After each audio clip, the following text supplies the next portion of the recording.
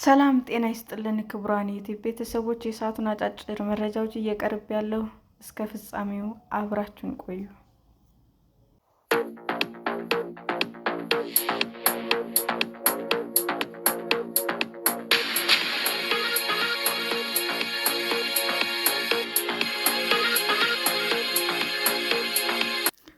በህገወጥ መንገድ ወደ ኬንያ የገቡ 44 ኤርትራውያን ስደተኞች መያዛቸውን ፖሊስ አስታወቀ።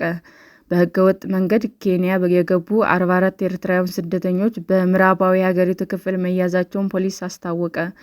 ቡንጉማ በተባለው የኬንያ ግዛት ትናንት እሁድ ጥቅምት 23፣ 2018 ዓ.ም የተያዙት ስደተኞቹ ሚት-ሚምቢል በሚባል ገጠራማ መንደር በሚገኝ የአንድ ግለሰብ መኖሪያ ውስጥ በቁጥጥር ስር መዋላቸውንም የፖሊስ መረጃ ይጠቁማል።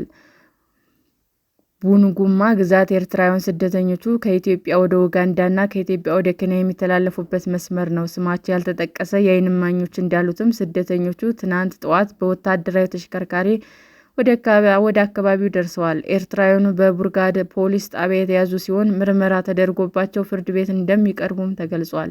በኤርትራ ያለው አፈናና ጭቆና የሚሸሹ ስደተኞች ከዚህ ቀደም በሱዳን በኩል ያለፉ የነበረ ቢሆንም በእርስ በርስ ጦርነቱ ምክንያት ይህንን መንገድ መጠቀም አልቻሉም። የሱዳን ጦርነት ሲነሳ ኤርትራውያን ስደተኞች ወደ ደቡብ ሱዳንና ኢትዮጵያ ተሻግረዋል። ስደተኞቹ በኢትዮጵያ ለተወሰነ ጊዜ ቆይተው ወደ ኡጋንዳና ኬንያ ያቀናሉ። ከጠቅላይ ሚኒስትር አብይ አህመድ ወደ ስልጣን መምጣት በኋላ ዳግም የተጀመረው የኢትዮጵያና የኤርትራ መንግስት ግንኙነት በትግራይ ጦርነት ወቅት ተጠናክሮ ነበር። በዚህ ወቅትም ኤርትራውያን ስደተኞቹ ለደህንነታቸው በመስጋት በዋናነት ኡጋንዳ፣ በሁለት ደረጃ ደግሞ የኬንያን አማራጭ አድርገዋል። ቢቢሲ ያነጋገራቸው ጥገኝነት ጠያቂዎችና ሰነድ ያላቸው ስደተኞች በኢትዮጵያና በኤርትራ መካከል ያለው ውጥረት እንዳሰጋቸውና ከኢትዮጵያ ይልቅ ወደ ኡጋንዳ መሰደድን እንደሚመርጡ ይናገራሉ። በኡጋንዳ፣ ኤርትራ፣ የኢትዮጵያ፣ የሱዳን፣ የደቡብ ሱዳንና የዲሞክራቲክ ሪፐብሊክ ኦፍ ኮንጎ ስደተኞችም ይኖራሉ። ኡጋንዳ ከጥር ጀምሮ የስደተኞች ምዝገባ እንዳቋረጠች ማስታወቋን ተከትሎ ኤርትራውያንና ኢትዮጵያውያን ስደተኞች ወደ ኬንያ እየተጓዙ ነው። ሆኖም ግን የኬንያ መንግስትም የስደተኞች ምዝገባ ለማቆም በመወሰኑ ስደተኞቹ ወደ ሊቢያ እየተሻገሩ እንደሆነም የቢቢሲ ምንጮችም ገልጸዋል።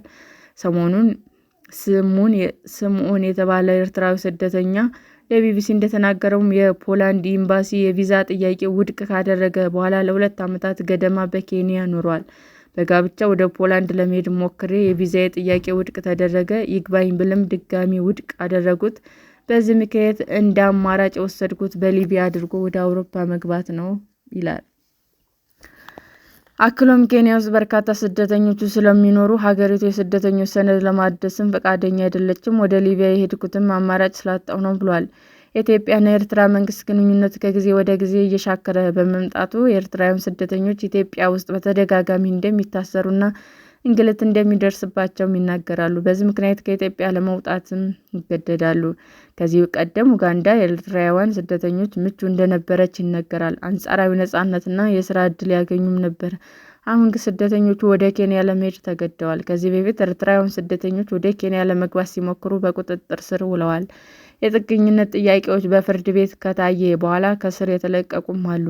ኬንያ ስደተኞች መመዝገብ ማቆሟን ካስታወቀች በኋላ የሰብአዊ መብት ተሟጋቾች ጉዳዩን ወደ ፍርድ ቤት ወስደው የኬንያ መንግስት ውሳኔ ተቀልብሷል። የፍርድ ቤት ውሳኔ ተከትሎ ኬንያ ከቀናት በፊት ጥቂት ስደተኞችን ብቻ መመዝገብ መጀመሯን ቢቢሲ ለማረጋገጥ ችሏል። ሰላም ጤና ይስጥልን ውድ የዩቲዩብ ቤተሰቦቼ እንዴት ናችሁ? አዲስ ጀማሪ ነኝና ሰብስክራይብ ያደረጋችሁ አበረታቱኝ። አመሰግናለሁ። ብርሃን የዩቲዩብ አድማጮቻችን ለሰዓቱ ያቀረብኩላችሁ አጫጭር መረጃዎች ይህንን ይመስል ነበር። በሌላ መረጃ እስክንገናኝ ሼር፣ ላይክ፣ ሰብስክራይብ እንዲሁም ቢቀርብልን የምትሉት መረጃ ካለ ኮሜንት እያደረጋችሁ ቸር ቆዩን።